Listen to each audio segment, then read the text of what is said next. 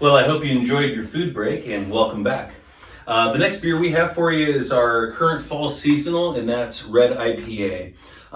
There's no curiosity in why we decided to move this beer into the fall seasonal lineup. We have a football team in Lincoln, Nebraska that is a very big focus of our community and really everything that happens every weekend. So we kind of featured that red malt profile on a beer and gave it some beautiful citrus hop characteristics. This beer used to be called India Red Ale. It was a year-round beer for a while. It was a limited series beer. The beer just kind of keeps coming back. It's one that we always used to feature during Halloween.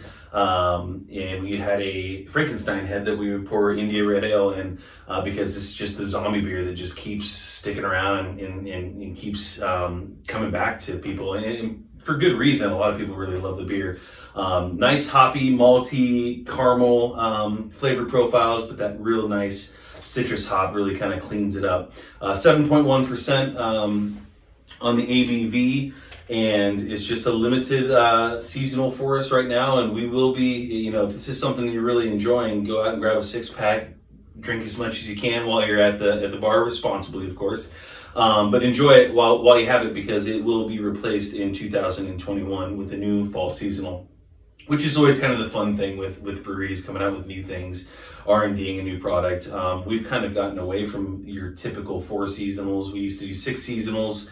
It's become just a headache, and what we've noticed is that folks are a little bit more inclined to have a really premium product in a rotating situational SKU. So what we're kind of moving towards is less seasonal, traditional seasonals, and more into these premium specialty drop limited release beers, which is one of them that we're actually going to have next with Mosaic IPA. But with Red IPA, if you love it, which I'm sure you will, definitely enjoy. Go grab some more beer, fogies, and enjoy it while you can. I'm sure it'll be back though. Anyway, cheers.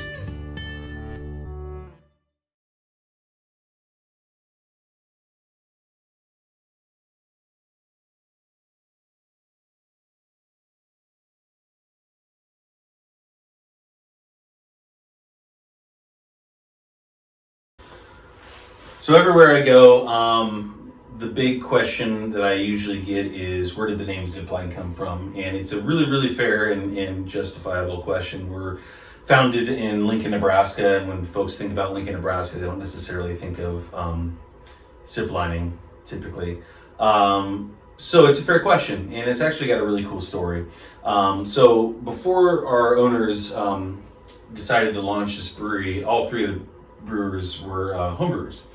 And our owners, they were all homebrewers. And James, kind of the one guru that really put this together and got Tom and Marcus on board, was homebrewing it as well. But his family actually went down. He's an orthopedic surgeon, and his family went down to South America and did a vacation. And there's obviously a ton of ziplining opportunity down there. So when they got back, at the time, his son Charlie, who was a younger child at the time, was just begging James to build a zip line in the backyard. And the thing you have to understand about James is that he's incredibly gifted, crafty, smart. He built, if you come to our tap rooms, he built all the tables, the bar. He works really well with his hands, which is great because he's an orthopedic surgeon. So hopefully he does. But ultimately, so he came back from that vacation, and his son Charlie was begging him to put a zip line in the backyard. So, after a couple weeks, he finally decided it'd be something fun for the kids to have in the yard, which is like the coolest dad move I've ever heard of.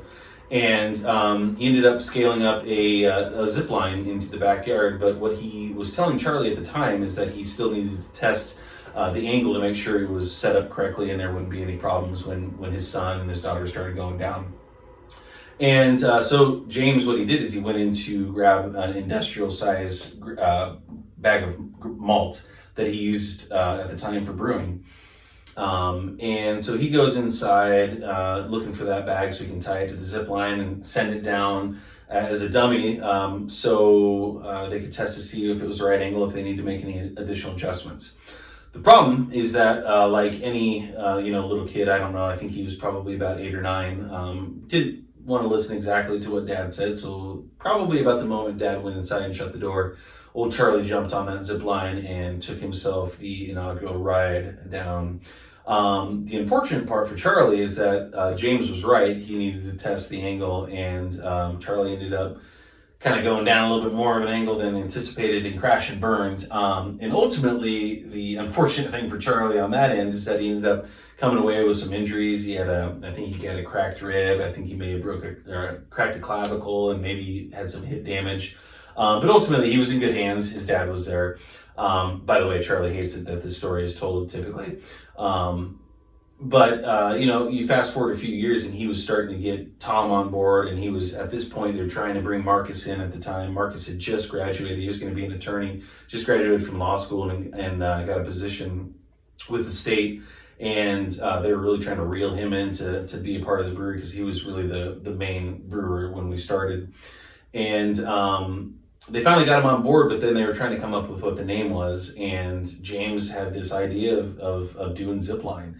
And, it was met with some contention because they didn't know exactly if that was the direction they should go.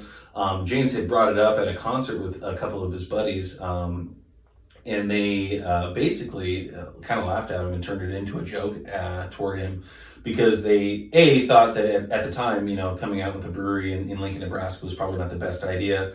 And at the time, when we were scaling up our business plan, the only player in Lincoln, Nebraska was Empyrean, and they had been around since the 90s.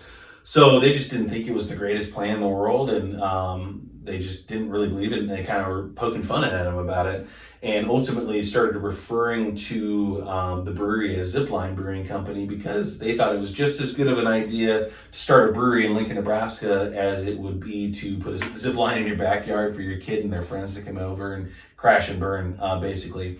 But really kind of flicked the light on for James, and he really saw the opportunity of what that could be for Zipline as a name. And really that's the key. I think when you think of a number of breweries and a number of the beers that they produce, you think of hyper local, hyper regional things. You think of State Flower or State Fish.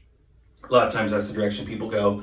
But what we wanted to be known for was just a quality brand that people can connect with beer drinking, which beer drinking ultimately for a lot of craft beer drinkers is the experience. So what we saw with the name of Zipline is that it was an experience brand. You could tie it to getting outdoors and hiking, biking, ziplining. I mean, whatever you name it, get out there and enjoy the experience of life. And then when you get home, enjoy a really well-crafted beer. So that's really where the history of the name came from. And we love it. The branding actually works out very well because, with the name of Zipline, we don't have anything that says this is from Lincoln, Nebraska directly in the logo, but what they did when they designed the logos, they put the cable down the middle and separated the L from the NE in line, which once you see this is kind of like the FedEx thing. It's Lincoln, Nebraska, which is kind of a cool little thing that I always think is neat to show folks. But yeah, that's where the name came from.